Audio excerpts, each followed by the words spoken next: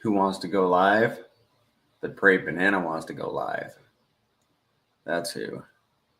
How's everyone doing today? I hope you're doing great. I hope everybody's having a good weekend. I hope you had a good week. I did. Zen did. Hope you guys did as well. And we are going to be in spaces here in just a minute. So I've got my phone right here, guys. And as soon as this space starts, I'm going to jump in. We'll be live with the founder of pTGC and UFO. And we'll have a conversation.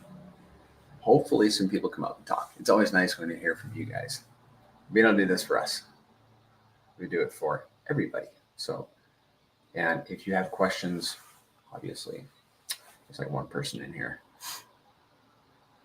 But for the one person, if you got a question, put it in the chat. And I have the ability to like star it so I can save it for later. If it starts with the chat fills up, I can save that question and then address it when we have an opening. Join.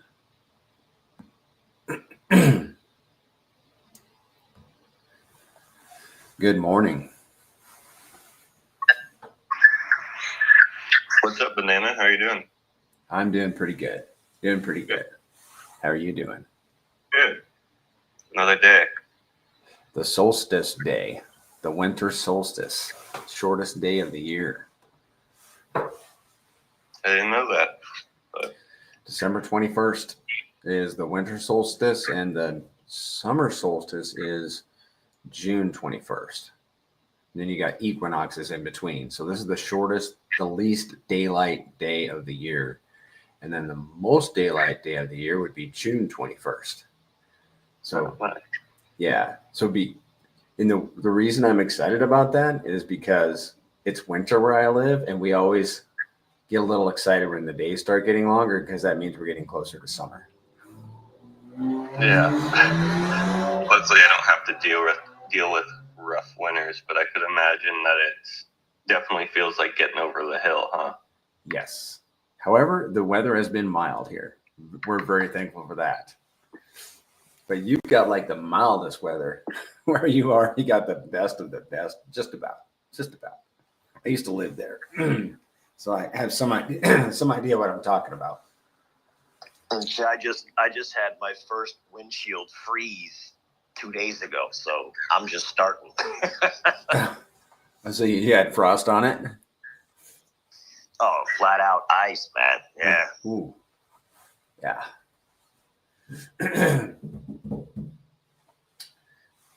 Yeah, luckily we get like the frost. We don't get full-blown ice, though. But we pay for it, and we also have a lot of other issues here in California that we deserve a little something. We'll take the weather, I guess. Yeah, true. Yeah. Well, it was a good week. I mean, sure, the market was rolling down a little bit, but I mean, from a marketing perspective, I think we had a really good week. Yeah, in the last 8 days now, we've had, I'd like to say, 3 pretty good streams. We had the Captain one, which was last Friday, and then we had the Crypto Coffee one on Wednesday, and then yesterday me and you did the Shill Gates stream, which isn't live yet, but I think it went pretty well. Yes. Yeah. Shill Gates, I was so happy to meet him. I liked him. I mean, I genuinely liked the guy. And I'm excited for everybody to see that interview. But if you perhaps miss it, I think it's interesting, Prairie, because last night, like out of the blue, just tons of buys started coming in, and if it wasn't even shown, that's interesting. Yes. Yeah. It was a recording, and he wants to time. He's actually be very deliberate in his, whenever he wants to drop it, he wants to time it just right. But I can tell you guys, I think I can tell you guys, he wasn't just interested. he was like, I'm going to buy this as soon as we're done. I mean, he was that excited about it. Yeah, well, that's because it's pretty much the best thing that exists. So yeah, and not hard to see it. And he doesn't do that. You know, he told us twice. He's like, I don't do this, but with this one, I am. And he's been in crypto since 2014. This is his third cycle. So I liked Prairie seeing the grin on Crypto Coffee's face, man, in that stream. He's talking about the APYs, and he's just getting giddy, man. It's awesome when you see people get it. It's like when the light bulb goes off. Yes. Once you see it, you can't unsee it, and you're like, oh. Mm-hmm. That was a good one. And he posted on his own cognizance. He posted a YouTube short later that day about UFO. And he dropped another one this morning on his YouTube. I haven't seen what that one's about. But you're saying Coffee dropped a short on his YouTube about UFO? Yes, the same day we recorded with him. Huh, I missed that. It was After this, I'll need to find it and post it. I posted it on my Twitter. But I didn't tag it with pTGC. There's a story behind that, but I can certainly send you a link. Yeah, I could find it probably pretty easy, but if you have the link on hand, I'll take that too. I'll just send you the link to my Twitter post about it. Yeah, the coffee stream was really good. I'm telling you, man, the orbs, since the launch of pTGC, they saw what was going on in the galaxy, and they come down here. They're trying to reach Zen right now. They're looking for them. Yeah, Mando, is your Twitter feed just overpopulated with this UFO and orb stuff, or is it just mine? Because sometimes I'm like, oh, this just auto populates my feed like crazy because I obviously do like hashtag UFO, or I type these in, so I would be the prime person to send that. I'm trying to wonder if it's just curated towards me, or if everyone's seeing like just posts on posts about UFOs. Well, everyone that I'm talking to, it seems like it's everywhere. I think everyone's being hit with it because the algorithm's just so strong right now on this topic that it's just being pushed out everywhere. But for me, it's all over the place. I'm seeing it everywhere.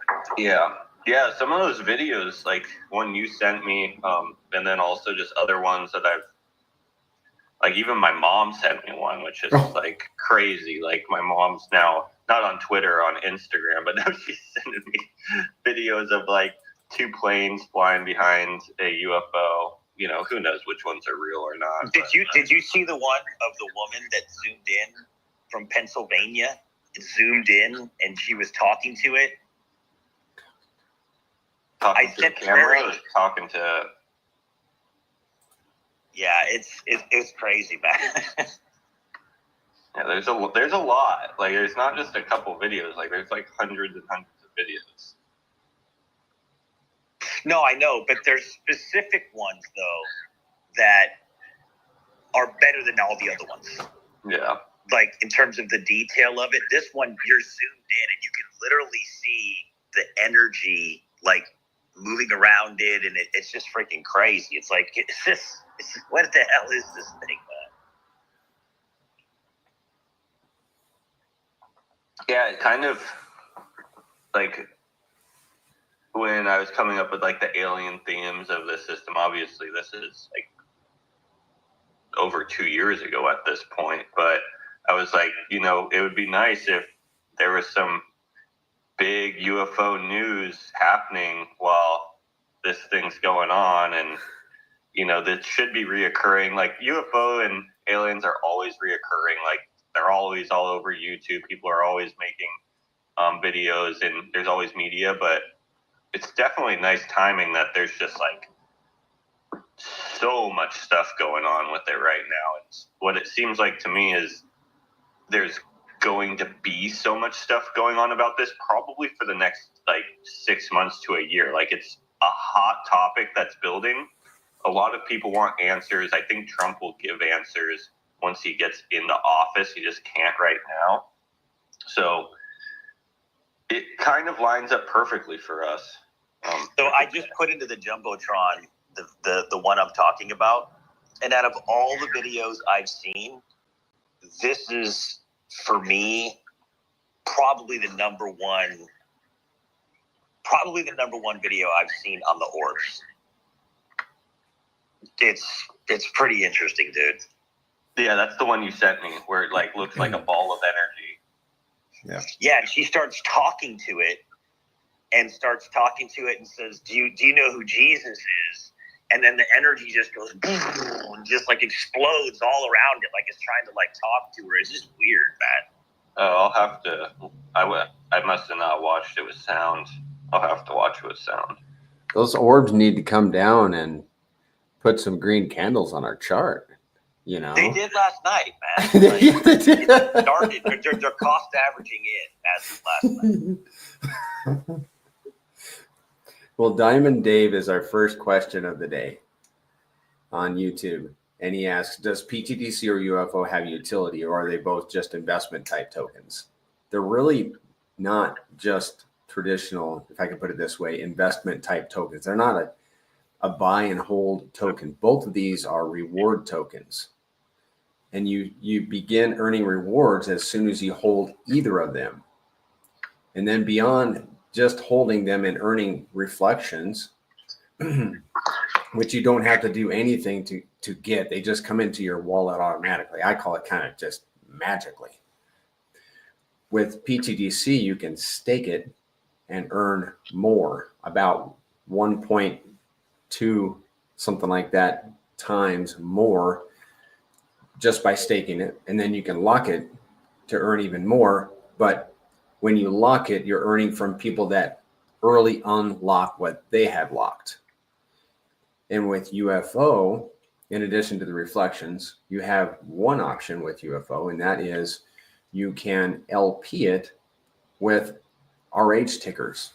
Let me know if I miss one. Either of the hexes, PDI, Pulse, PulseX. Did I miss one or two? Ink. I think that's it. So you can LP UFO with RH tickers. You want to do it on the DApp. I don't recommend LPing with pTGC because you're going to pay the tax. You're going to pay 11% if you LP'd with pTGC. So the answer that I'd give is yes. The UFO protocol is a super farm on PulseChain. So it allows you to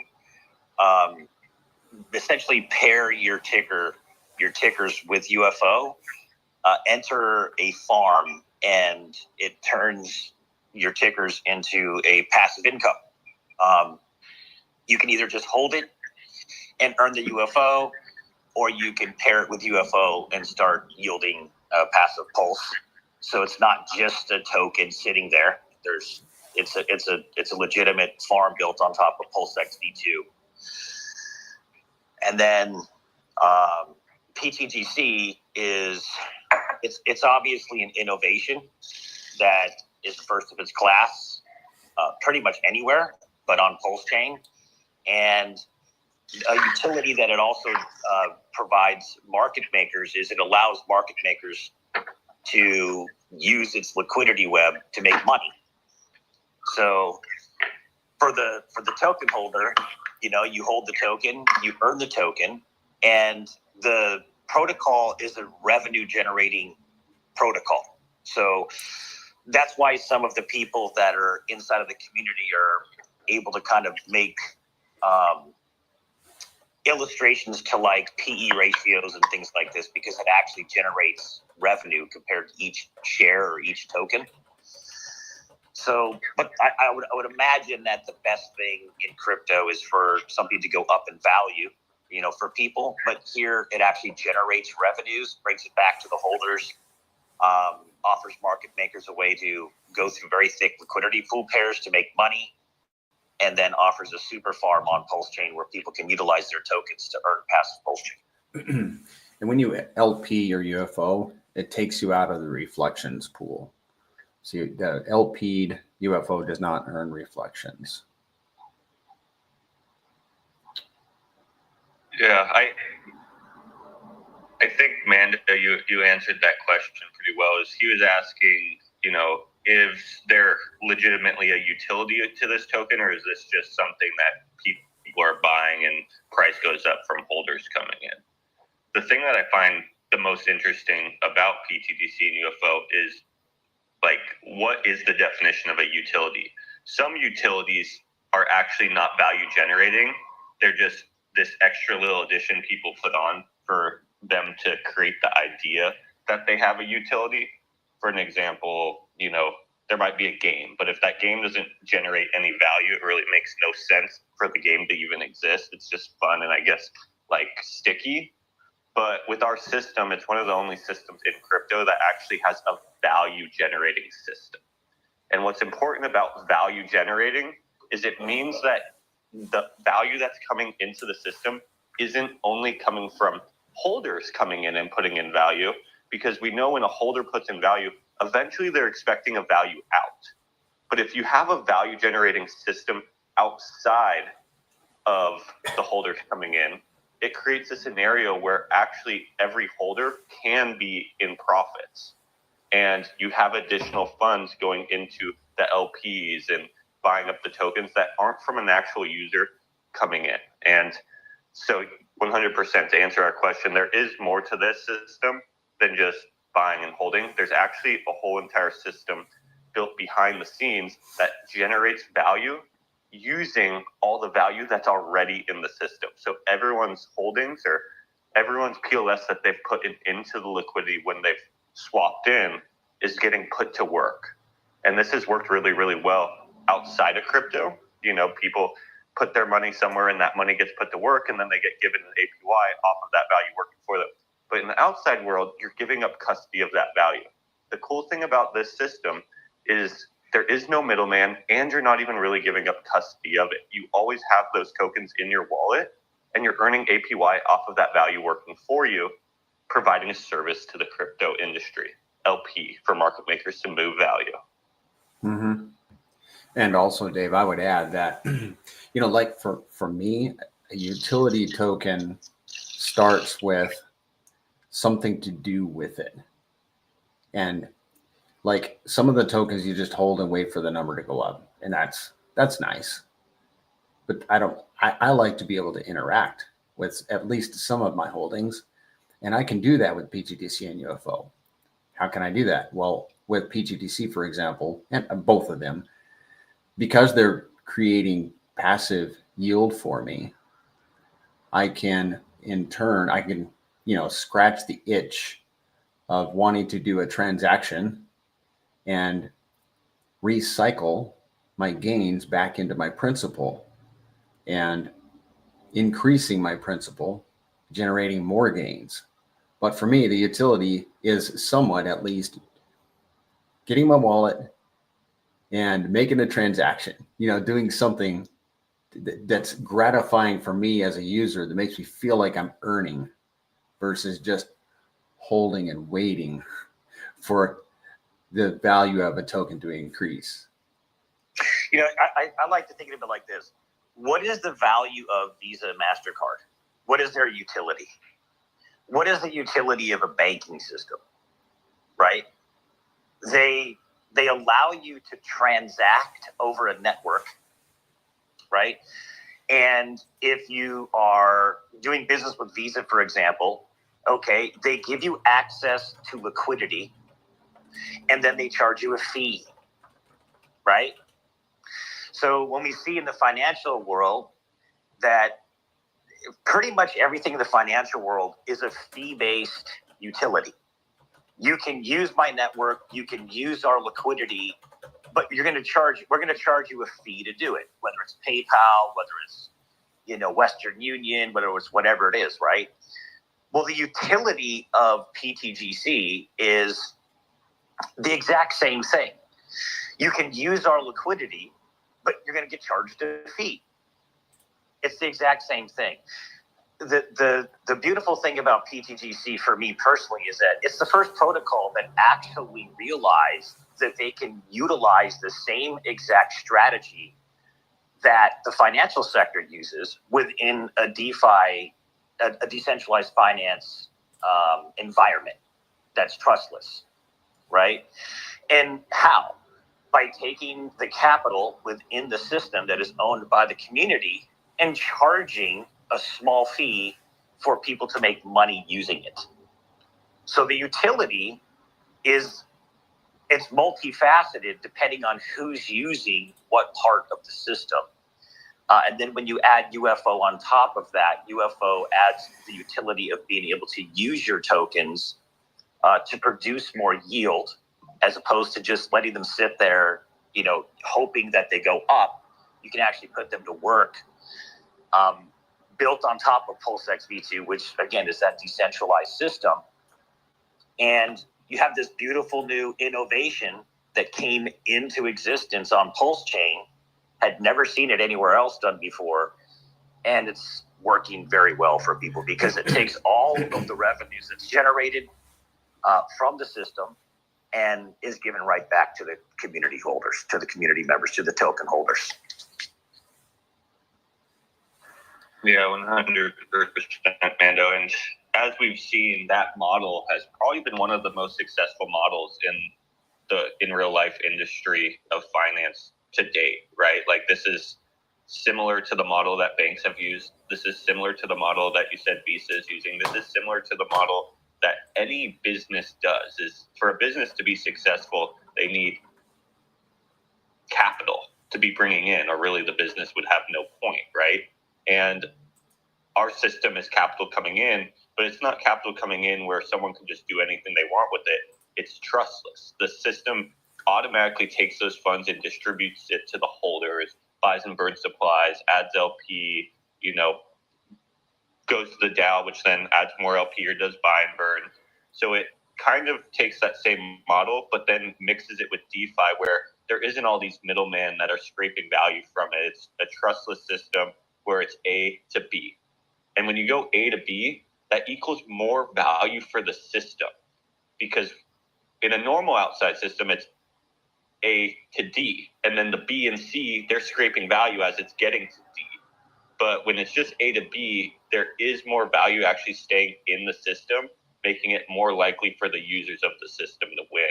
And, kind of actually saying is we've already seen the system work. Like, look at centralized exchanges today compared to banks. Like, centralized exchanges have only been out, 10 years, maybe a little more, but they're becoming as big as banks. Why? Because this idea, this system, and this has been around longer than banks, right? Like, there's always been someone providing liquidity and obviously making money off of being the provider of that liquidity. You could probably take this idea back to the Stone Age to an extent, but it works. And it makes sense that we'd have it here on blockchain as well. Yeah, so I also pinned up in the Jumbotron just now a video that Michael Saylor did in an interview, just a small soundbite clip, like 60 seconds. And he's talking about this exact thing where he's being asked a specific question about Bitcoin. And it's a conversation about essentially taking advantage of transaction fees that the entire world, any company in the financial world, any company period, charges a fee, right? That's how they exist, And so it's just interesting because that's exactly what the system is doing. It would be one thing if the system was generating revenues and it was going into the hands of the marketing portfolio and the dev portfolio but that's the exact opposite that's happening. Everything goes back to the holders.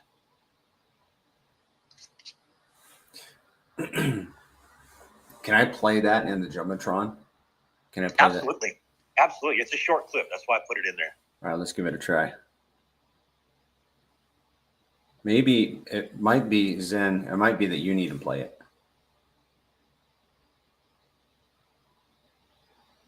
I can try if it's not working for you. Did you try already? Let me give it another try. Hold up. I think it's working. Let me get the audio. I'm saying, why do Visa and MasterCard work? They charge transaction fees. They so what do, I'm but saying these are is high everything in velocity the finance, things. everything in the finance industry runs on transaction fees. So I'm just. We don't hear anything, just so you know, Banana. You don't have a concern. Oh, okay. Well, it didn't work for me. Well, yeah, I could hear it. I could hear it there. You could hear it? Yeah, just start it over again. Okay. Hopefully I can drag it. Yeah. Okay. Hold up, guys. Audio. I'm saying, why do Visa and MasterCard work? They charge transaction fees. They so what do, I'm but saying these are is high everything in velocity the things. finance, everything in the finance. Yeah, I'm not hearing industry anything. runs on transaction fees. Nuts. Okay. Yeah. We should bounce to something else. Nice try. I tried to, but I don't think it's going to work. I'm operating off of the same device would be watching it on. So block that out. Well, Hextra T Shares has a question. He says, can you explain why my pTGC balance is increasing when I'm not staked? Yes, because every pTGC that is in your wallet is earning a reflection from all the transactions that have been happening. That's why you're earning more. It's a reflection token, and you're earning more pTGC just for simply holding it. And I'm going to show you how much you earned roughly in the last 24 hours for every, and this applies to everybody, for every 1 million pTGC held, everybody earned about 31 pTGC in the last 24 hours, roughly. I have a test batch that I use to reference that. It's a reflection token, and that's why you're earning more. And if you stake it, you will earn about double that, a little more than double. Usually, is how it works. Holding pTGC is literally just the tokens themselves is like owning a miner that just continuously mines more pTGC. But you don't have to have any knowledge. You don't have to do anything for it. And you will earn more than double if you stake it. And when you stake it, there is no time lock. You aren't locked into anything. The only stipulation when you stake it, if you choose to remove that stake, there's a 1% transaction fee on the principal. And you can claim rewards at any time. Yes, thank you for adding that. And then that 1% fee goes to all the other stakers. Now, if you did stake it in the last 24 hours, as opposed to the 31 that at 1 million pTGC earned, so you would have earned 39, an additional 39 for staking. And we estimate, correct me if I'm wrong, guys, but I think if we've estimated that it depends a lot on volume, or entirely on volume, actually, how long it takes to earn your 1% penalty back. But I think it's somewhere between like 4 to 6 weeks, just depending on volume, of course. So if you have a long time horizon, I hate that little metric there, though, in one sense, because I don't hate it. I shouldn't say that. It's a good metric, but okay. The reason why I don't like it is because the X on the token just obliterates that metric. That is true. It's like, not for anyone who's been in outside of just this last pullback, if you just doubled, right, it didn't even matter. Yeah. Yeah, I wanted to point out, though, real quick, man, it doesn't matter if the price doubles, triples, quadruples, you're still paying 1%. And that's what's kind of cool about it, is it's not based on dollar value like volume is. So if the price of the token increases heavily, obviously your APY possibly in quantity of tokens decreases. But when you're staked, that 1% will always be 1% of your staked tokens. It doesn't matter what the price is of PTGC.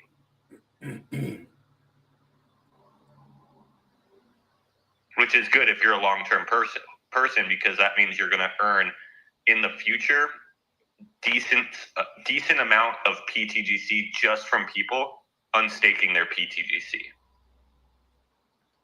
All of my PTGC is staked. In a way, I've never heard it put that way before. In a way, it's almost like you're in a little mini locking pool. Yeah, 100%. And no one's ever said that before. Yeah. So as a staker, when people are choosing to, let's say, ping off, let's say somebody's got, $100,000 in the thing and they want to sell 10,000. They pull out 10,000. They pay that fee. That fee goes to everyone who's staked. That's including lockers because they're staked. So it's kind of like Correct. the first tier of a locking mechanism without the lock. Yeah, and that what I've noticed is those people flow in and out more regularly because it's such a small fee, right? It like they hop in, they're like, "Ooh, I'm up 2x." Like, I'm just gonna hop out. This is trader mentality. Not everyone's gonna be a long-term holder, but the nice thing is when they do that trading, they give back to the system and create more sustainability over time. Yeah, but I mean, every $1 million of pullout, 10,000 to stakers. Yep. So it's still something. Oh yeah, I think if you really captured like what that adds up to, like I don't know of a way to like divide up your staking rewards, but I bet a good chunk of it just came from people closing their stakes down and that 1%. That'd be a cool metric to have. I would like to know that and whatever from early unlockers, but that just requires tracking. I don't know how you'd get the metric for the early end stakes, but that would be an You have to interesting. call the orbs on that one, man. Prairie, you got it. You want everything tracked, okay? Oh, that's a cool metric. Man. You want every metric. I saw your spreadsheet, man. Yeah. I'm sure you bounced off of that pretty quickly. It's okay. It's all right. So Jim Horton says, regarding staking on PTGC, is the APY from staking a certain set amount or percentage over just holding? I think I can answer this in that if you're staking, you're earning reflections also for just holding, if that makes sense. Do you guys interpret that a little bit different, that question? Is the APY from staking a certain set amount? He's asking me, is it a specific amount? Like if you're staked X, you're earning 8% across the board kind of a thing at a certain rate, right? But Right. no, it's based on volume. Yep. Yeah, I think this metric is very interesting because with Hex, like when you create that stake, when you're creating it, it obviously depends on how much you're staking and how long, but you're guaranteed a certain amount of tokens when you get those T-shares and you lock in that stake. But when you stake in this system, there isn't a guarantee of APY. If volume is APY is going to be rather low, but we actually don't know what the future holds for PTGC and UFO. If PulseChain is successful in the numbers that we have ran, the APY actually can be really, really juicy. It's just we have yet to see that happen, but it definitely could happen to where they're actually crazy numbers. And the cool thing about that APY is that APY is coming from a fully deflationary product where the APY that's being paid to you is actually been bought out of the market. There's actually been PLS put into the liquidity pool to pay you that APY, making it to where even if you sold that APY, you're not hurting the chart selling tokens into the LP pools that were actually never purchased. And I believe over the long term, that's going to create a really sustainable model for pTGC and UFO. I will be the devil's advocate on that a little bit. In one sense, yes, that is correct in the immediate receiving of those tokens.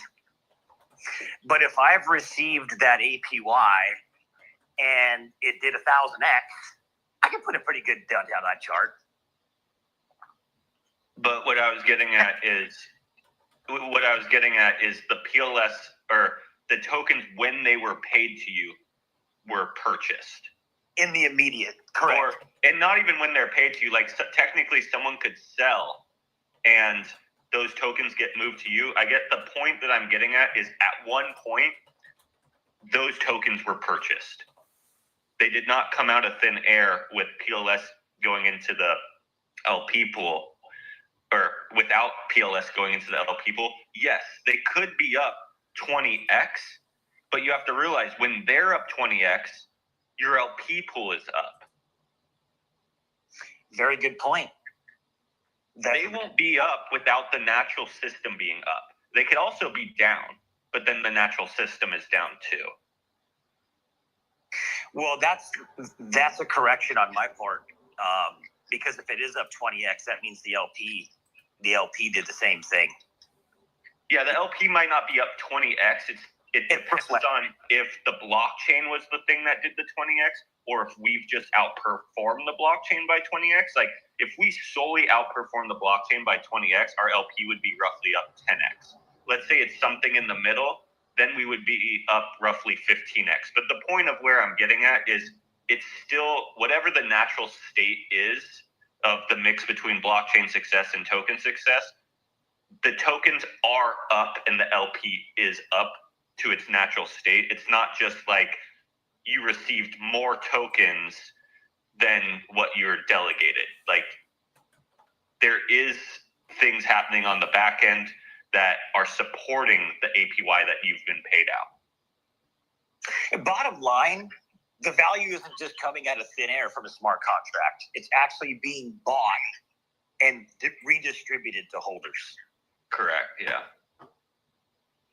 Which helps the price of the chart, right? Like, if those APYs had to legitimately get bought, it's the same thing as how powerful the buy and burn is compared to just a burn, right? Like, if you just mint tokens and then burn them, like, really, what's the point? Like, you didn't even need to mint them in the first place. But if you buy tokens and then burn them, well, that's an investor that's never going to sell. Well, the same thing is with the APY of the system. Imagine if, Banana was working in the outside world really hard and taking all this money, buying up pTGC and just saying, here you go, community, I'm going to give all this to you. Just being benevolent. The code is technically doing the same thing. It's got its utility. It's got its way of generating value. And it takes that value generating system, buys up pTGC, and then distributes it to the holders. It doesn't, and then the holder has their opinion. Do I want to sell this right now? Do I want to wait until a market top? Do I want to compound this for a few years? It's up to the individual, right? And I think that this mechanism, really being a first of its kind, is going to be very interesting for people who do decide to round trip this, or, because this is the first time that we're going to be able to observe a system like this go into a parabolic bull run and then watch the drawdown of the market, and to have these kind of mechanics employed in the downtrend as well, to see how that actually impacts the performance compared to just anything that, doesn't have those metrics at all. There is no revenue generation. There is no capital injection burn of the tokens constantly raising the price floor. Because when you're removing tokens off the market out of the supply, those are tokens that are constantly never able to actually be pressed back into the actual pool. So it's going to be very interesting to see where pTGC actually lands from that top to the bottom on that round trip. To me, I would imagine that the price performance of the token, you put in a higher floor than other tokens would because of this constant mechanic. I'd love to hear like seasoned vets that understand the system talk about this a little bit more, because it does speak to, people who are longer term holders. I mean, we've got millionaires coming in this thing that are staking out 10 years. So we have legitimate people that are here for the long term. They're going to witness this new system work, compared to just any meme coin or anything that just goes up and straight back down 99% with no reason or rhyme, right? Yeah, and then there's a lot of no reason for them to go back up again, which is usually the problem. And our system has been designed to have a reason to go back up again. It's got all that liquidity locked. It's got its value generating system. It's a store of value that's printing you trustless APY on a fully deflationary asset. But 100% I agree. Like when the market shifts, obviously everything goes down. We know this. You would be lying to yourself if you didn't think this was going to kind of fall back down with the market. But that doesn't necessarily mean it needs to fall as much as everything else. And the cool thing that I find is when the prices are lower, if volume stays relevant, we're actually buying and burning more of the supply, and we're paying out higher quantity of token amounts in the APY. So dips, there is a benefit to dips if the volume is still there. And in a bear market, when you're at your high and we're going down to the low, let's say that low is 2 years after the high, like you have 2 years of bear and then kind of 2 years of bull. And at some point, the bottom is somewhere in between. But there's volume and volatility throughout that whole 2 year period. So our system will be generating value not only on the way up the following 2 years, but that entire way down. And where does that get us? Where does that, for the long-term players, obviously they'll be generating more pTGC for that whole 2 year period. They could compound that pTGC, or they could sell it for APY just to live their life throughout the bear market and never touch their initial stack. It's up to the individual. But also, it's just buying and burning the supply at the same time, creating a more sustainable system for the holders that remain in the system. Yeah, it really is becoming recognized by people who understand it, that have, that are more serious people, because they see that. I think that the linchpin to what you said is, piggybacking off of my statement, is that, but there's never really a reason for it to go back up again, right? Well, what I was talking about too is just the mechanics, and that I think that the floor that comes in on the round trip of this cycle will be higher because of them. But that doesn't even incorporate humans that understand the system, that are waiting to buy the bottom again, which will probably front run what they perceive to be a bottom because they don't want to be wrong, right? So on top of the mechanics doing massive amounts of work, injecting capital into the system, removing tokens out of the system, constantly raising the price floor for the token, now you have at some perceived bottom at that cycle, at the bottom of the bear, you have a whole new capital injection of people saying, this thing operated perfectly. I crushed it. I'm going back in. So that's why I'm saying, on top of the mechanics, on top of the fact there's a reason for it to go back up, you have a massive user base that even a lot of them who took profits at their perceived top are already waiting for their perceived bottom, right, for a re-entry. This is something that you just don't really see all that often, in my opinion. I mean, you just don't. All three of those things at one time is what I'm talking about. Yeah, I see that as a high probability, especially, let's say they waited 2 years, right? Or, whatever. If they watch the system operating for an entire 2-year period going into the bear market, doing trustless APY, doing LP ads, doing buy and burns. So when they exited, let's say somewhere near the top, let's say the buy and burn wallet is sitting at 13%, just for hypothetical purposes.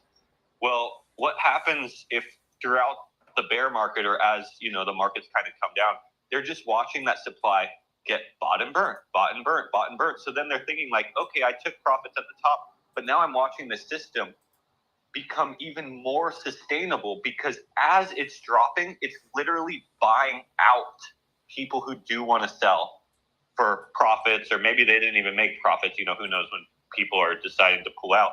But the traders, right? The people who are coming out, the system is buying them out and then just sending those tokens to the debt address, making it so when the next run comes, the distribution of the tokens is more dispersed between holders, and a portion of it is actually taken out of circulation and sent to the debt address to never be sold again, primed for the next cycle or micro cycle.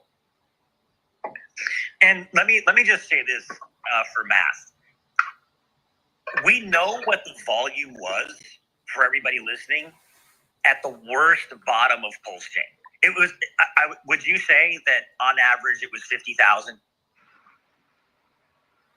Like in terms of daily volume pTGC. for the protocol, 50,000 was like the worst. That was kind of like the average. Yeah, I would say that's the average. It depends on the day, obviously. Yeah.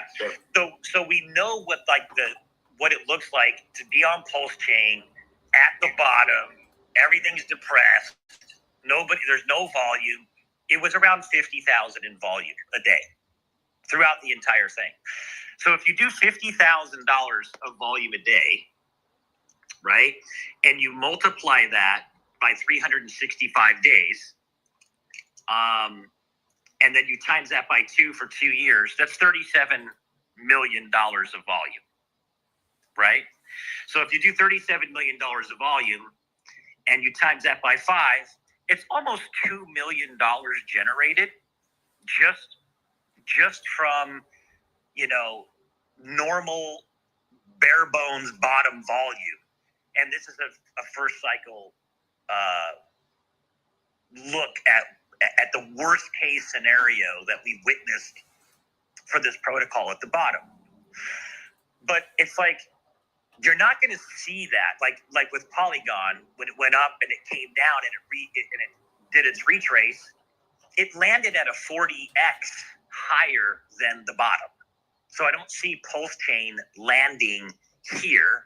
I see it landing maybe a 3 or 4 or 5x minimum on a round trip. That's very conservative, by the way, in my opinion. So the volume would be more than that, is what I'm saying. And real quick on that, what you're just saying, like in the 2-year period that you're just discussing, it wouldn't hit its high and just automatically drop back down to the low and be at that low for 2 years. It slowly makes its way down to those low levels throughout that 2-year period. So what would the average be throughout that 2-year period? It would probably be somewhere in the middle of the high and the low, right? 100%. So you can't even like say, oh, we're going to be at the lows. And you're even saying like, in that example, we're going back to the lows. I'm literally using the lowest of the lowest of the system at the bottom doldrums and darkness of PulseChain, literally. Exactly. Yeah. So we can even assume that I don't even, like you said, like I don't even think we're going back to the lows in the next cycle lows, because usually you'll make a higher high at new lows. So that's, where is that? Is that 5x from here, 10x from here? Who knows? 1x or 2x from here. But also, you're not going to be at those lows for the entire 4 years or 2 years. You're going to actually, for the most part, be somewhere in between that, because you're going to leave from the high and you're going to slowly make your way down, and then you're going to kind of sit at that bottom for a little bit, and then you're going to slowly make your way back up to the new highs if the cycles operate like they did in the past. And that's, you know, there's a lot that goes into this conversation, but I think it's important to bring it up for people who are new or for people who are here and they're thinking about that. You know, that we're not even talking about the revaluation of the liquidity pools, which force way more volume and way more revenues because market makers have to rebalance pools constantly. So when I'm running that bottom number of 50,000, that's literally, in my opinion, we leave that and you never see that ever again, right? I think we've left it. Like we might just for to where we see that again. So you could 4 or 5x that. You could 4 or 5x that, you know, minimum 10x, whatever in your mind is a good number for you. And literally the system is generating 5, 10, 15, $20 million of revenue or more. And that's with no human interaction. It's just, you know, just kind of doing what it does, right? The system, when everybody else is running, when everybody else is kind of doing their thing, whoever's choosing to just kind of exit, the system isn't a human. It doesn't have those kind of emotions. All it does is say, oh, we can make money rebalancing these pools. Let's do that all the way down. And the system capitalizes on that. At some point, you're going to find that floor. And when you do, in my opinion, it's going to be much higher than where it started because of how the mechanics work. Yeah, just for fun, I typed in the $500,000 of volume a day, which after we do this market cycle, I do think that's conservative as the average for the next 4-year cycle. I agree. And if you add up that for 4 years, you know, that would be it going down and then coming back up. That would be $730 million. And then if you multiply that by 0.05, which is pTGC's fee on transaction, that's $36,500,000 of value generated at that conservative, the conservative volume per day after this cycle top. And I'll tap that with the number. I don't know if you can hear me or not. I lost you for a second. Yeah, can you hear me now? I do. Yeah. Yeah, the number that we ran was 50,000, and that's with a liquidity web of like $10 million value, $8 million value, not 100 million, 200, 300 million. Yeah, when we're at $50,000 in value, our liquidity web was actually less than 10 million by far, because that LP was really shrunken down due to PulseChain being shrunken down. And then also at those levels, we were actually building up that liquidity. That's when we were working on it. So it could have gotten down. I wish I remembered. I bet you got down to like 3 million at times.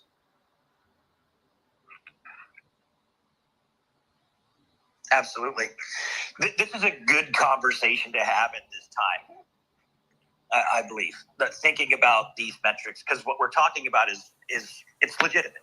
It's legitimate to consider these, you know, get a pad and paper, run these numbers, know what we're talking about. If you have questions, get to TG and ask. But these are kind of the things that you want to be considering when you're considering the decisions for yourself.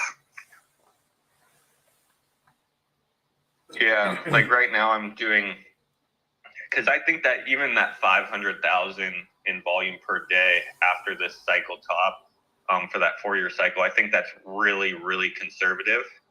So like right now I'm typing in $2 million in average daily volume throughout that 4-year period. And that would put us at almost $3 billion in volume. So then if you times that by 0.05, That would be $146 million of generated value if we had an average of $2 million for that 4-year cycle. It's phenomenal. And 2 mil, like we've been talking about, like when PulseChain starts to be somewhat successful, if it becomes somewhat successful, this would become very, very easy because we would have 10, 20, 30 times more the liquidity working for us all day long. Obviously, in the market, when we get higher, there's more volume, there's more energy, there's more value being moved around just naturally by humans as well. The whole 4-year cycle isn't going to be those ups. There'll be those downs, but we can take the average of that, and it'll be really interesting where our average ends up to be.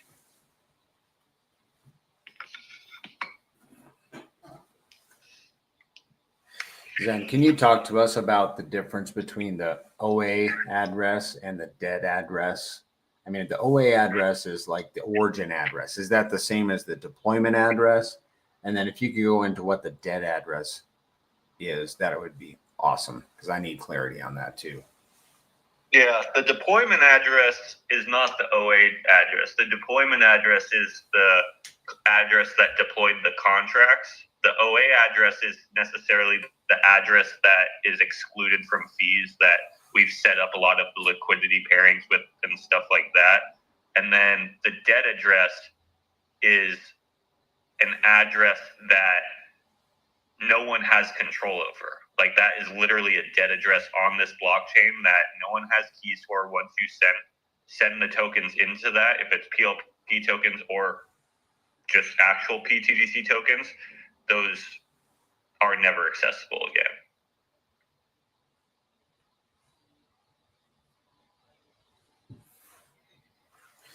Did that make sense, or do you need me to go into anything else? It did make sense. Thanks for that. But how is that dead address? Let me just be plain. So how do I know that nobody has access to the dead address? How is it created? How is it deployed? Well, it's just a wallet address that's here on chain, and every blockchain has these dead addresses for builders and the blockchain to use as pretty much a wallet that is unaccessible. And it's just been the wallet that's been known on chain as the dead address. I guess there isn't facts that RH's team does have access to it, but it's made clear that they don't have access to it. And if they did, that would be,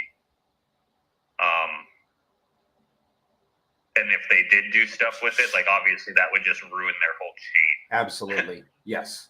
Yeah. So they I probably don't know why they would guide us in the wrong direction and say, hey, we have a dead address, and then they just start messing with stuff there. It would make no sense. So it was probably created and then tested to ensure that they couldn't get anything out of it, something like that. But true, if anybody could access those tokens, it would absolutely wreck the whole chain. So and these dead addresses exist on every blockchain. This isn't just a thing here.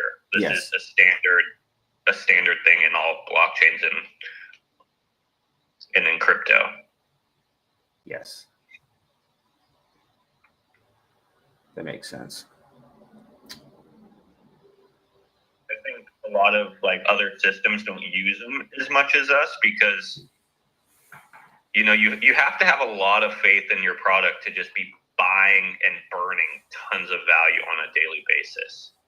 And majority of projects, 99% of them, they never have the intentions of them lasting as long as the blockchain.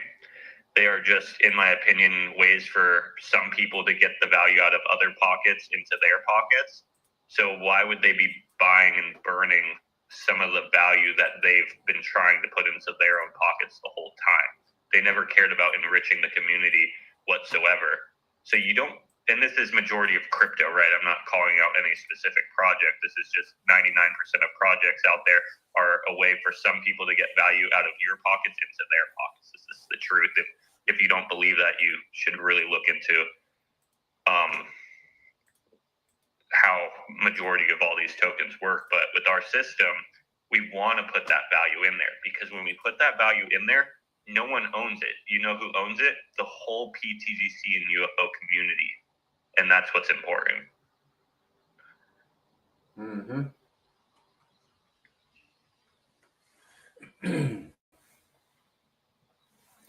Shall we read some tweets? Yeah. All right, I'll pull some up.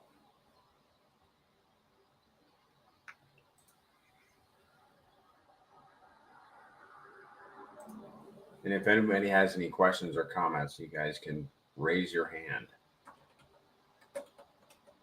The chat on YouTube has been pretty active. Yeah, I love that. I love when people are shooting their questions in and adding to the conversation.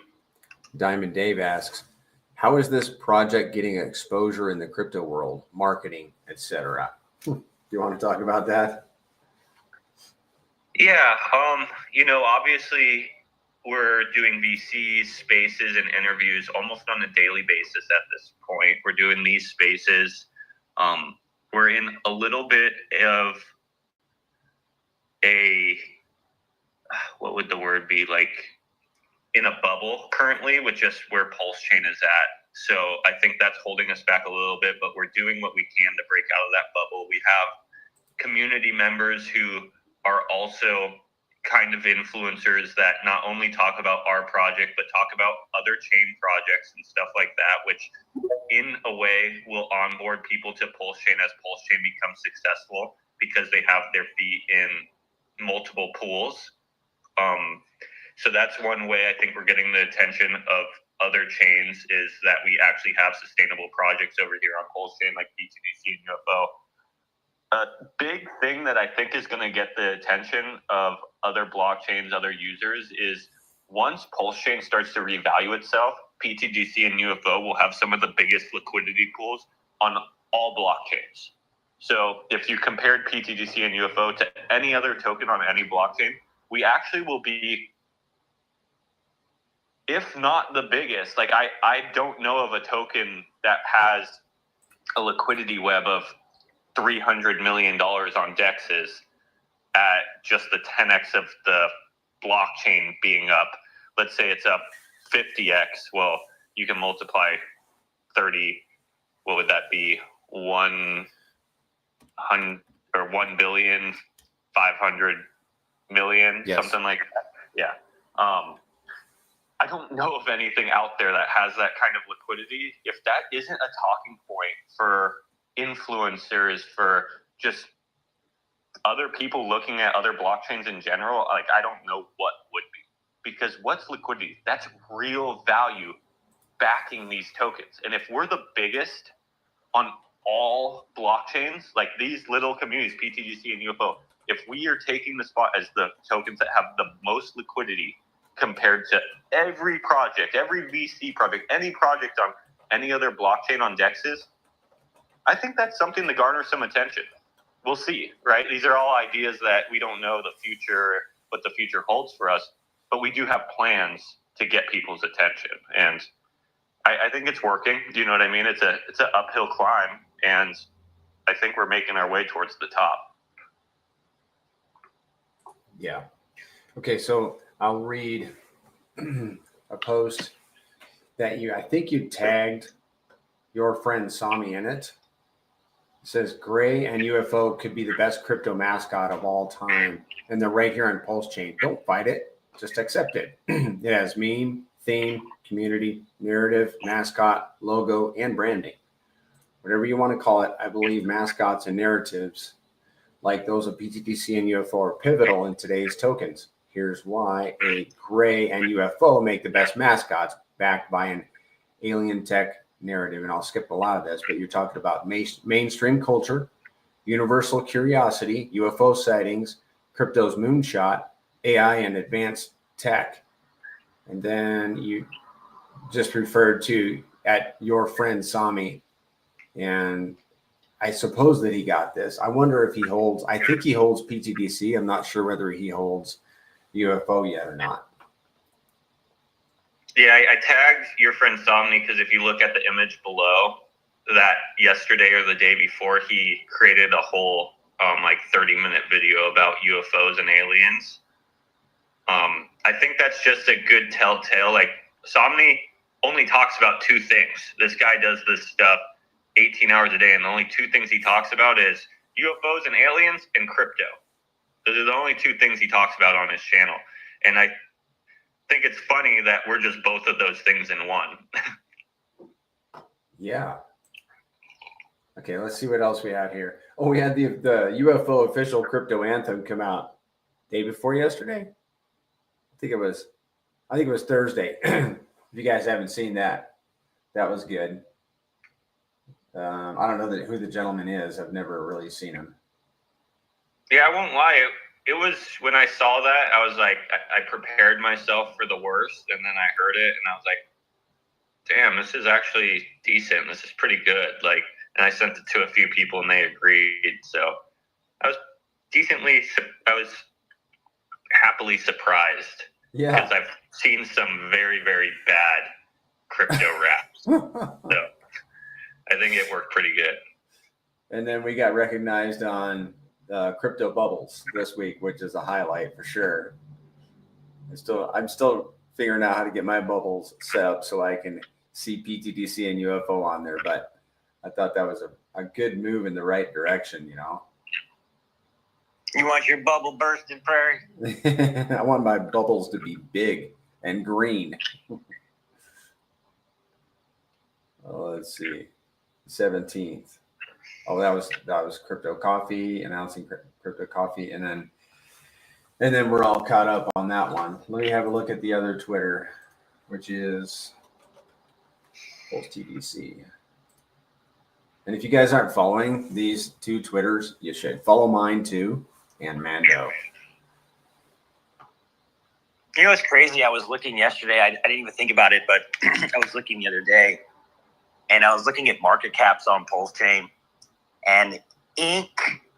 and pTGC are like really like neck to neck with market cap. Oh, really? It's kind of a cool thing to look at. Right on. The only one I see that's really new is this one. The Grays had a conversation with the Orbs, and after deliberations decided creating a new E-Hex LP was strategically important. pTGC just created a brand new $35,000 pTGC E-Hex liquidity pool and burned it. Now that the Grays is loading up on E-Hex, how big will the LP get? Time will tell. Either way, the volatility is nice and generates those juicy fees. Another reason pTGC keeps getting stronger. Its ability to make strategic moves, taking advantage of markets, generating value for the community. Yeah, man. I love that burnt LP. I love burning tokens.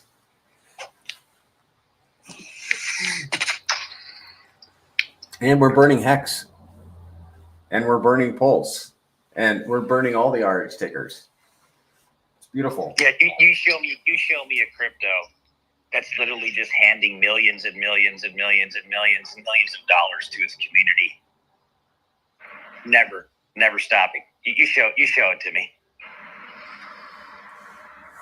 Yeah, I think the cool thing about that is it's buying, RH tickers and not only supporting RH tickers in a way, but we have a system that uses those RH tickers to create value for our system. So it's a very symbiotic relationship.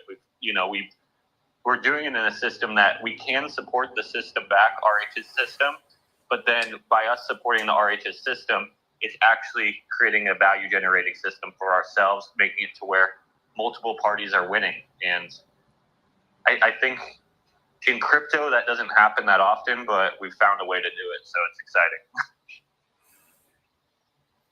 Tandem Risk says, I was wondering if the UFO pTGC pool is so bad, why was it created? And if you entered and lost 11%, is it better to make it from the pool and start to earn the reflections? Can you? Yeah, a lot of people did participate in that pool, so I think they saw the value in providing the LP between the two.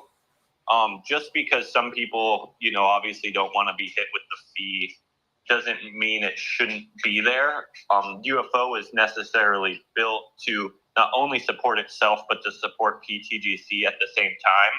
And if you think about it, the users that are in that pool who, if they wanted to take profits from pTGC, they would have to sell pTGC rewards that they're receiving. Well, now they're not receiving pTGC rewards and reflections.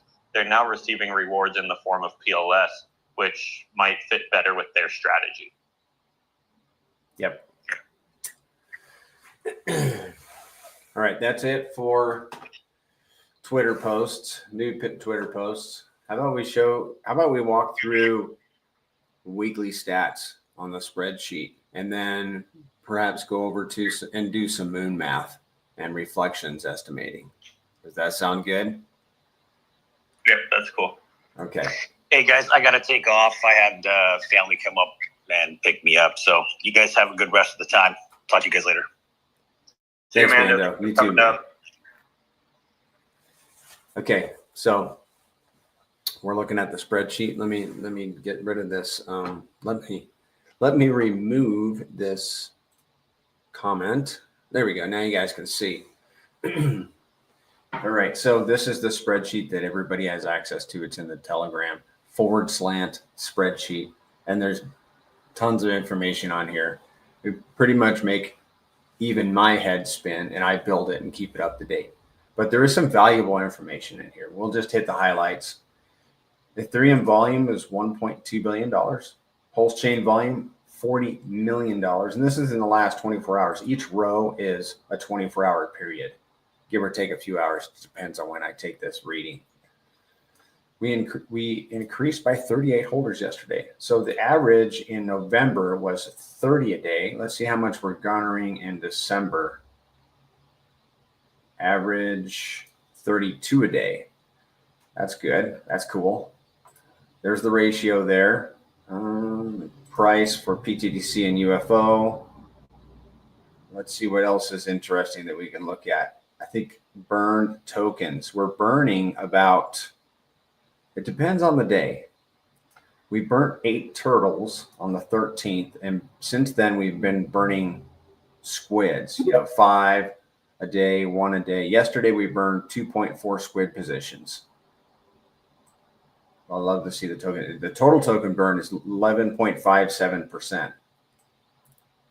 And let's see. Ooh, I updated this one this morning. pTGC burned by pTGC right here, 4 million. pTGC burned by UFO, 3.5 million. So pTGC yesterday broke the trend and burned 1.1 times more than UFO did. I guess because we had a pump on the chart.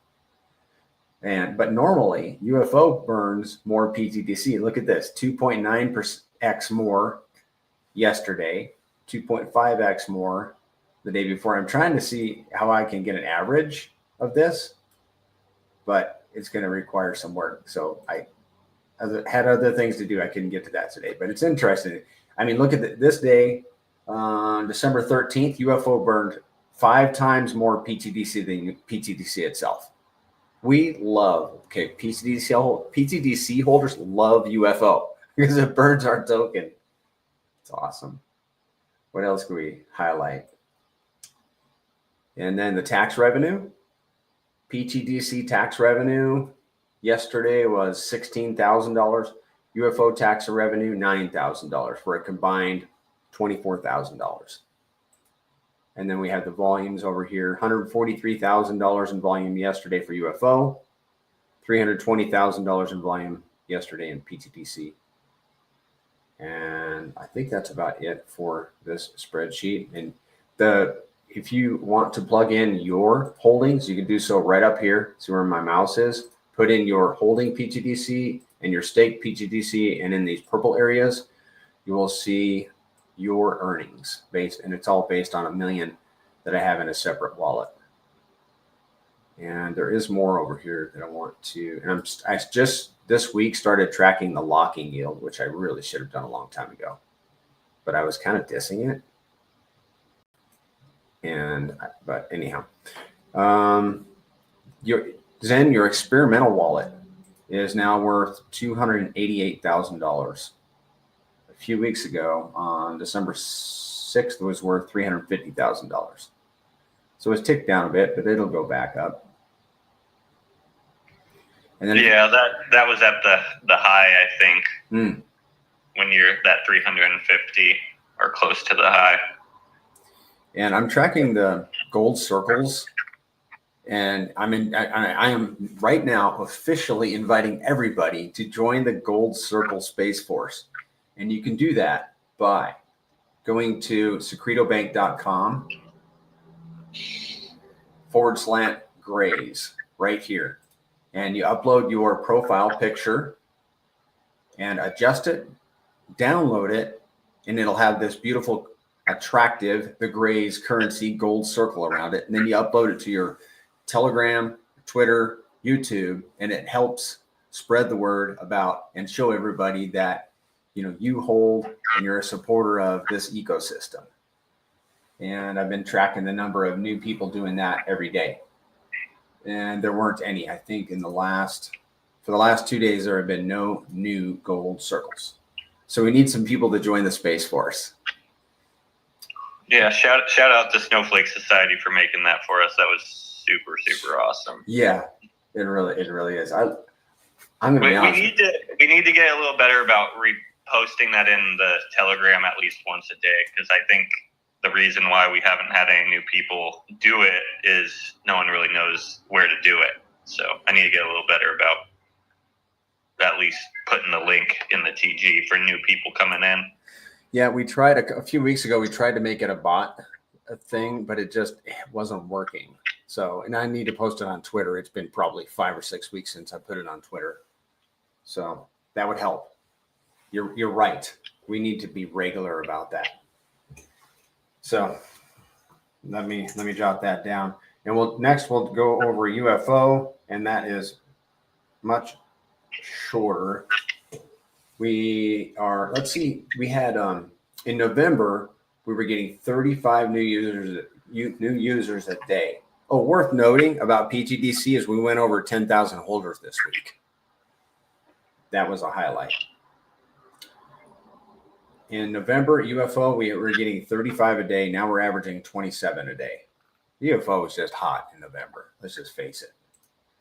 The ratio went up to 1, just a fuzz over 1 to 1 with Pulse, and now it's just a fuzz under 1 to 1. And we have burned 7.18% of the supply. And I think that's it and the same thing applies, guys. For UFO, you can put in your holdings right here, your liquid, and whatever you have LP'd, and it will give you an estimate of what you earned in the last 24 hours. So that's it for that. Unless anybody has any questions. Diamond Dave thanks us for all the good answers, by the way.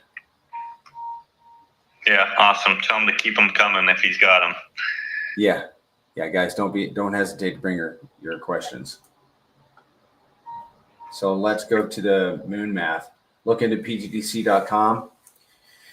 You guys everybody has access to this site, not the full access. If you want full access, it's honestly, I asked Kong the other day, I think it's more like $22 a month. He had a special up until about a week, 10 days ago, and it was $17 a month. Now it's $22 a month. And I'm going to tell you guys, I'm back. I fully back Crypto Kong on his pricing structure because of the level of difficulty that went into and goes into keeping this site updated, because on the Pulse network, it's very difficult to get the data. On Ethereum, it's much easier. Pulse, difficult. And he's continually building this site. Matter of fact, I just sent him a message asking him to put in some stats about the staking fee, the 1% staking fee that I'd like to see some data on that if he can get it. So that's looking to ptgc.com, and we are going to do a moon math. Well, let's go to the dashboard first, guys. I think everybody has access to this, to the dashboard. Yeah, they do. Okay. Thank you for confirming that. And I like to see the market metrics, like how much value is being distributed by pTGC. Well, in the last 24 hours, $17,000. And he has it broken down. $1,700 burnt pTGC. $1,700 was added to liquidity. $7,000 went to the Dow Treasury, so it can make other LPs buy RH tickers, pair them with pTGC, send them to the dead address. Those LP tokens to the dead address, burning LP, raising our price floor, or whatever the Dow decides to do with that Treasury. $3,500 went to. I do want to point out real quick, Banana. Sure. I think a lot of our community is excited for when RH tickers kind of leave the station of these prices for two reasons. One, because obviously that pulls up our entire ecosystem and pulls up our RLP and our tokens price. But two, we are planning on doing more buy and burns once the cheap RH tokens leave the discounted price zone. And obviously buy and burns will help increase the value of pTGC over time. Right. Yeah, I'd really like to. Okay. So we did an LP of $35,000. So if we had bought pTGC instead, we would have bought $35,000 worth of pTGC and burned it. That one, we had a little bit of spare pTGC in the OA wallet. So it would have been half that. So it would have been a buy and burn of 16, I think it was, $16,000 buy and burn. Okay. Which is, I think that's about 5 squid positions. I think. I'd have to look. Yeah. Yeah, I don't know off the top of my head, but I think over time it'll start to add up if we're doing consistent buy and burns or even partial buy and burns. Because right now we haven't been doing any buy and burns for a while, just focusing on building up those LPs. Yes. And that's like we pointed out recently, this one of the beautiful things of being a DAO is that we can pivot with market conditions. It's pretty awesome. I mean, it's like instead of being a train on a track, we're like a vehicle, and we can take the next exit if we want to, which we will do once Pulse makes its move and RH tickers are going through the roof. Then we will pivot. We'll take the exit and start buying our tokens and burning them instead of, making a tiny impact in an LP pool.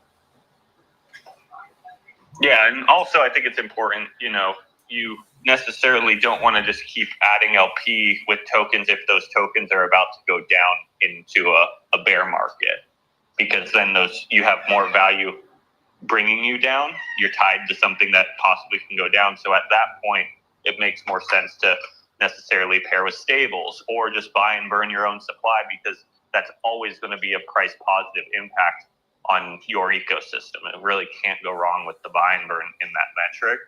But yeah, I think pivot's ability is very, very important for sustainability. If you don't have the ability to pivot, you will not sustain the test of time, most likely, because we don't know what the future holds. We don't know what 2 years from now crypto looks like. We don't know what 4 years from now crypto looks like. We don't know what 10 years from now crypto looks like. Most projects don't actually care what 10 years from now crypto looks like, because they're not thinking 10 years in advance. But we are planning on being here as long as PulseChain's here. So we want to be able to adapt with whatever crypto throws at us and whatever PulseChain throws at us. Because there still is a ton of unknowns with even just PulseChain, not even crypto in general. Like, we don't know what every trick RH has in store. But the nice thing about our system is, as these tricks are thrown at us, as we see the bigger picture, because I look at like PulseChain is currently a puzzle, and we're getting piece by piece and we're putting them on the puzzle, but we don't have the full image yet. But we're making educated guesses about like these blank spots that we're still having to fill in, but they're not guaranteed yet. We're getting pieces of the picture, but as this picture starts to fill in more, we're going to be able to make better educated guesses about what the full vision is, and then we can actually take action on it, to where pretty much most things out there can't take action on any of these things ever. Yes. Because they either are not generating any value to take action with, one, or they don't have the adaptability in their code to take action. Okay. That's it. Go ahead. No, that was it. Okay. So to finish out the fee allocation for PTDC, the last two allocations are $3,500 went to holders, $3,500 went to stakers. Now let's go to UFO and see the fee allocations there. And by the way, we are 22x away from a penny. PTDC is 22x away from a penny. UFO is 155x away from a penny. And its fee allocations were $7,700. $3,900 was paid to LP providers. $1,300 bought and burned UFO. $1,300 was paid to holders, and $1,300 bought PTDC and burned it. Now let's do some moon math. Let's just do the. Shall we do pulse or PDI? If anyone listening has a preference, or even on Banana's YouTube, feel free to throw in the chat or raise your hand and say whatever experiment you would like us to do. If there isn't an experiment that anyone prefers, then we'll just kind of make one up. Okay, we'll give you guys a second. Yeah. 10 seconds. On YouTube, type something, and you want to do PTDC PLS, PTDC PDI. What do you want? 3, 2, 1. All right, we're doing PDI. Shaka, thank you. Pulse, do pulse. PDI's pissing me off. All right, pulse it is. Let's see. What kind of X factor you want to put in there, Zen? Ask Shaka, since he's in YouTube. Shaka, could you please put into the chat a conservative guess about what you think the possibilities for PulseChain is this cycle? Let's give him a second. 25. 20. Right. He may not be lying. Shaka, conservative guess about how many X's PTDC can do over PulseChain from here, not in total, from here. He said 25x, I think. Oh, I thought that was for PulseChain. Oh, 10x, he says. Okay, yeah, let's do the 10x for PTGC X is over, the X multiplier, and then we'll do the 25x for PulseChain. Okay, 25x, and now let's calculate. So that's a 10x X factor on PTDC, 25x from here for PulseChain. Calculate, and we'll see where PTDC would land. 250x, 1.1 pennies. I accept. I'd be happy. Yeah, 250x. So if we were to do a 250x in that fashion, I'd say we'd for sure at least have a 50 to 100x in LP. So that means we should 50 to 100x our volume as well. Should we just go right in the middle and do a 75x to the volume? Yes. So currently, pTGC has $350,000 in volume today. $350,000 in volume. Multiply that by 75x, because what we're saying is if we have 75x the liquidity, now market makers need to move 75 times the amount of value to fix the pools, which then means we can take an educated guess off of mechanics what our volume could be in the future with minimal human interaction. 20, and we like 26 million. 26 million. So now we can hop over to the APY calculator and let's just throw that on 25 million, right?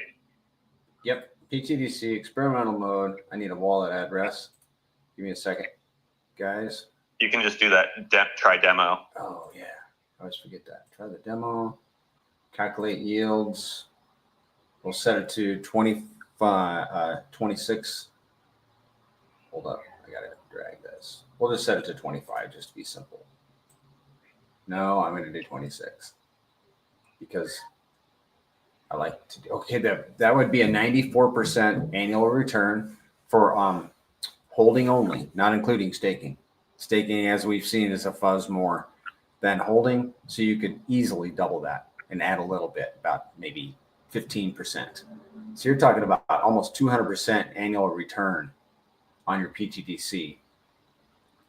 And then let's look down at the different sea creature leagues. And let's remind everyone that APY that would be being paid out is not off of an inflation. That is on a fully deflationary token.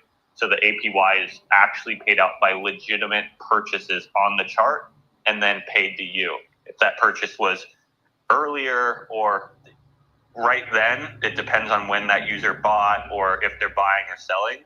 But it came from a legitimate purchase within the chart and then sent that tokens to you. So there's actual value in the system backing the APY being paid out. And not only is the APY backed by the purchase of that APY, within that same buy or send, there's also additional fees going to adding more LP and burning the chart, making it to where the APY is almost double backed every time it's paid out, which is really nice to know because you would want it to where users can take profits off of APY, but in turn do very minimal damage to the chart. And this is a sustainable way to pay APY without long-term damage of inflation of supply and then selling the inflation, etc. Yep. Okay, we're gonna get back. For example, like if you're a miner in Bitcoin, a lot of the miners in Bitcoin aren't even like long-term holders of Bitcoin. They are literally mining the Bitcoin just to sell it right on the market. And when they're mining the Bitcoin, they actually don't even need to hold any Bitcoin to do so. They just have to spend money on mining hardware and electricity for the most part. What I love about Hex and the pTGC system is it's informed like a way of proof of stake. So you have to hold the tokens to mine APY. The more tokens that you hold with Hex, you have to stake, but just bear with me. The more tokens that you hold or stake, the more APY you earn, which in turn, the only way you're going to get more tokens or stake more tokens is by buying more tokens, which then increases the price of the tokens, which then increases the value of the APY you're being paid out. And it creates a snowball effect of sustainability and success. Keep going. Sorry. Right. No, that was good. Right. That was good, man. So we'll get back to this in a second, but Shaka Vibe says the 1 cent dream is viable. Yeah, I've been thinking the same thing, man. I mean, it's in the cards. I'm so excited for that. That would be amazing to have 1 cent pTGC. And we're 22x away from it. I mean, only 22x. I think we're going beyond a penny. That's what I think. Okay, so a dolphin position, and let's remind everybody where we're at here. This is daily volume of $26 million on pTGC. a dolphin position, which today costs $12,000, would garner about $25,000 in annual yields for holding and staking. About 25,000. So it would more than pay for itself in double, if that makes sense, for a dolphin position. And the same for a squid position. A squid would earn $2,000 plus dollars, and its squid position today is $1.2 thousand. So that's PTDC. I think we should go back and do. I think we should go do UFO. I think we should just go do UFO. UFO is going to be roughly the same estimated APY because it's also 1%. You just, when you stake your PTGC, you're obviously earning double. Oh, I see. You get what I'm saying? So Yes. right now, what we're showing right now is just the holding rewards. And both PTGC and UFO, if you're based, like they have different volumes every day because they're two different tokens.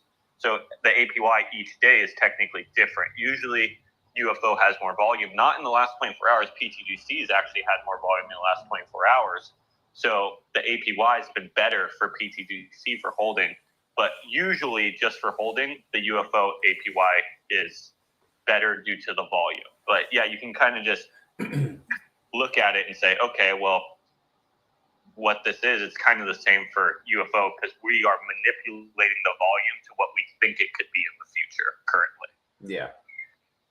Okay. Well, let's do PDI, even though Shaka's pissed at it right now. Let's do PTDC PDI. What do you want to do for an X factor? I'd say just put it at $1. Oh, X factor. Yeah. Let's keep it 10, what Shaka wanted. Okay. 10 and then PDI to $1. We'll calculate yield. Calculate. There would be a 543x potential. So 23-cent PTDC. Woo! Wow. That's smoking hot, man. Wow. What do you think our volume would be? Same? What's the X on that? 10. No, what's the combined X? Oh, I'm sorry. 543. 543. So the nice thing about when the token does a lot of the X's, like what we're connected to, you get to multiply your X's out linearly. So if what we're connected to in average, like the whole blockchain does a 50x, well, actually our liquidity then would roughly 50x. But when your token outperforms the thing you're connected to, it's not a direct linear liquidity increase because now you're outperforming your liquidity. So then you're spreading yourself away from the liquidity, which is good because you're outperforming everything you're connected to. But the negative side of that is your price is now running away from your liquidity. So I would guess, this is just rough numbers, but that could be an increase of liquidity of 150, 200% or X. If that was a 500X, you said? Yes. Yeah. So for, let's say, 200X into our liquidity. So 350 in volume times 200, that would be 70 million in volume daily. Oh, wow. That'd be off the charts for the calculator. You can do it. You can do the 50 million, just what we have. Yeah. On our. I'm really hoping that Kong's going to have to adjust this. And I think there's a good chance he will. All right. $50 million of volume in PTDC per day. Let's see. I'm going to make sure I have my wallet. Yeah, we're using the demo wallet. Let's go down and look at that dolphin squid position. Yeah, this is kind of why I always say is like the fact that we're running like this, our system's running at this level with PulseChain so low and the tokens that we're connected to so undervalued, it actually creates such great opportunity for users looking at pTGC and UFO for two reasons. One, the people who have actually been working for the system for a whole year now have actually set up such a strong foundation for any people coming in now. Like they don't need to speculate that there will be $30 million in liquidity at PulseChain lows. It's already happened. So there's no speculation there anymore. You can literally just say, wow, they've really built up the liquidity. They've already bought and burned 10% of the supply. So we've really set up the foundation for the new users coming in. But then the price of PulseChain is so low still that we have maximum upside to still go, which is just amazing. With just PulseChain or the narrative of PDI coming true or a successful PulseChain, our system can literally start breaking these charts that, that Kong set up for us. So basically the yield would be double what we saw in the previous scenario, essentially double because of the volume. Because we put a double in volume, yeah. Yeah, but the annual return on reflections only would be 182%. So it'd be near 400% APY if you include staking. So yeah, that would pay for a dolphin position in about 3 months. The same for a squid, it's just apples to apples. So, wow.